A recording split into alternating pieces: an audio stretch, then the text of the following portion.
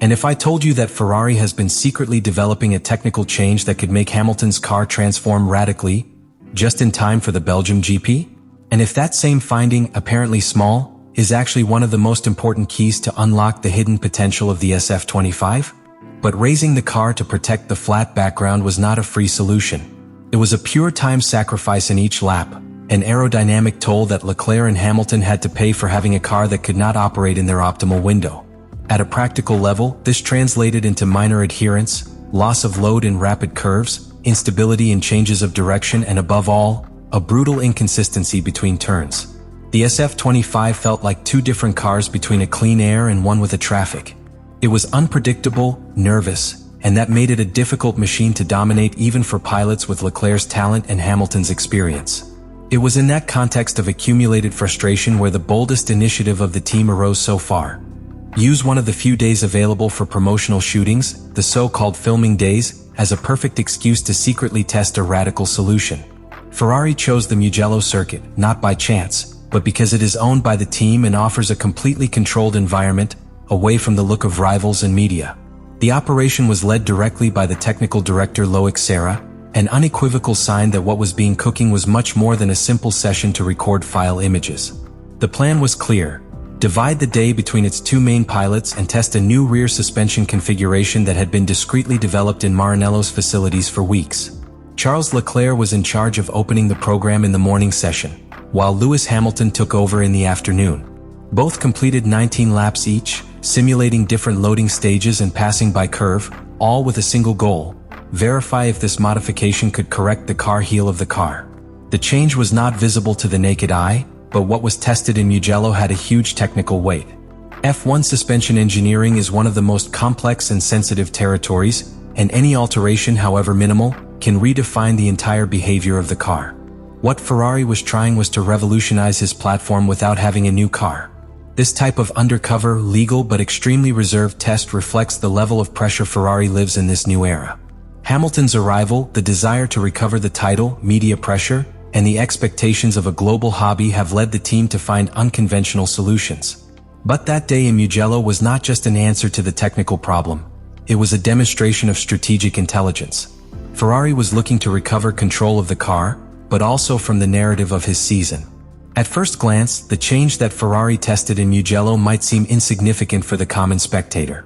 Relocating an anchor point in the rear suspension about 30 millimeters below is not something that is noticed in a photograph, much less in a television shot.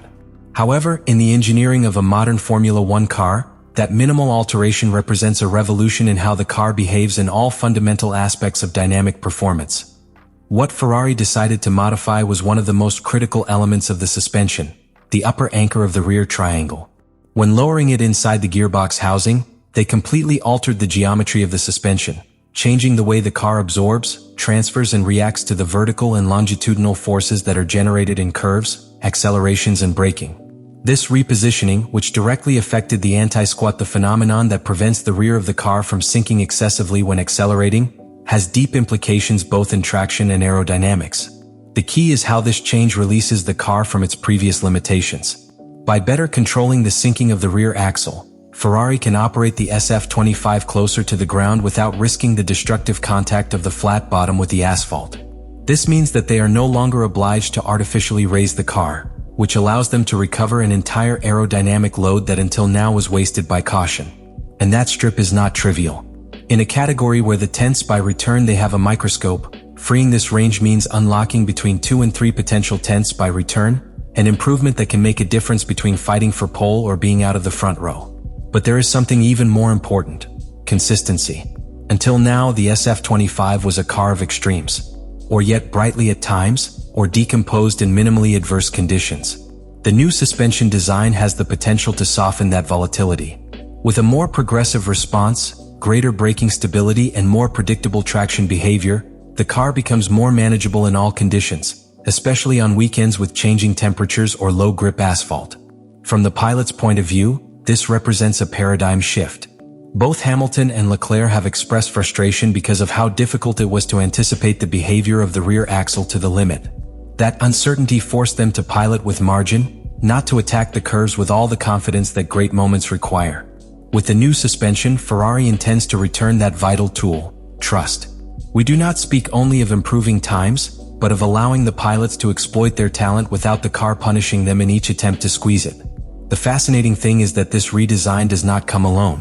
While the main modification is in the suspension, its integration inevitably affects other components. The new geometry demands adjustments in the gearbox, in the flow of the diffuser, and in the way the car uses the rear tires. It is a chain reaction. Ferrari is not just fixing a problem. It is opening a door to a new version of the SF25, one that can compete on equal terms with McLaren and Red Bull on the most technical clues of the calendar. All this, of course, is based on evidence with demonstration tires, on a controlled test, and without direct references against rivals. But the simple fact that Ferrari has decided to bet on such a deep redesign at this point in the championship tells us something very clear. They are convinced that this may be the inflection point of their season. And if they are right, the rest of the paddock should start worrying. Lewis Hamilton arrived in Ferrari with a clear narrative, to finish his career as an architect of the Renaissance of Maranello. I knew it wasn't going to be simple. From the first test in Bahrain, the 7-time world champion felt that the SF25 did not speak its language. It was like trying to touch a symphony with an Fender piano. Hamilton was used to cars that allowed him to support, attack the pianos, stop late and trust traction. Ferrari 2025, on the other hand, offered doubts, unpredictable reactions, and an extremely close performance window. Until now, its adaptation had been frustrating. In Australia, he barely added a point. In China, despite remarkable progress, it was still evident that it was not entirely in tune with the car. And this was not a talent problem or motivation. It was a purely technical issue. The SF25, in its original configuration, penalized its aggressive driving style. When he tried to squeeze it in high-load curves, the rear became unstable. If he tried to take care of him, he lost pace in front of his rivals. It was a dead end. But all that changed in Mugello. When Hamilton tested the new suspension, the car began to behave as a precision tool. I no longer felt that disconcerting sway when leaving the curves, nor that annoying slide that forced him to constantly correct. The SF25 became more solid, more progressive, more docile in the limits. In the words of one of the engineers present in the test, Lewis smiled on the radio. It was an overwhelming sign that the car was beginning to respond as he needed.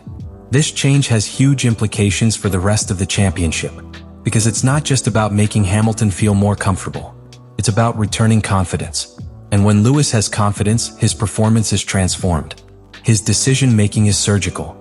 Its ability to read the car's behavior, manage tires, and extract times from nowhere is activated. And that makes it, once again, an imbalance factor for its direct rivals. At this point in the championship, what Ferrari has done is not simply implementing a technical improvement. They went from being a team trapped in technical frustration, forced to live with a capricious car and limited by commitments, to a team that, with a single modification well executed, can change the complete tone of its history in 2025. Lewis Hamilton's case is even more fascinating. We do not talk only about a pilot who improves his performance. We talk about an emotional and sports phenomenon. A rising Hamilton, after a painful adaptation and full of doubts, sends a message not only to their engineers or their teammate, he sends it to the entire grille. If the SF25 has found a structural solution to its rear stability problem, if Lewis has found that connection point with the machine, then any prior analysis to this point is obsolete. You have to rewrite the predictions. But this story is far from ending. Belgium will be the first real test of this new version of Ferrari. And although the improvement has shown promising indications, there is still the big question. Will it also work under real career conditions? Can Ferrari maintain the reliability of the new system when facing thermal pressures, aggressive Spa pianos, and extreme demands of a full weekend? This is where you enter. Because this channel not only tells you what happened, but also wants to know what you think about what is coming. Do you think this technical improvement will be enough for Hamilton to fully in the fight for the title? Or do you think Ferrari has reacted too late in the season and that McLaren and Red Bull have already taken too much advantage? Do you think this technical transformation is sustainable, or will it be just a fleeting flash before new problems arise? Leave it in the comments. Share your hypothesis, your prediction, or even your skepticism. So if you are passionate about these technical turns, if you enjoy exploring how a single engineering decision can change the course of an entire championship, be sure to subscribe. And if you want us to enter details on how this new rear suspension could completely redraw the aerodynamic architecture of the SF25, let me know. What happened in Mugello was not a simple test. it was the beginning of something much bigger.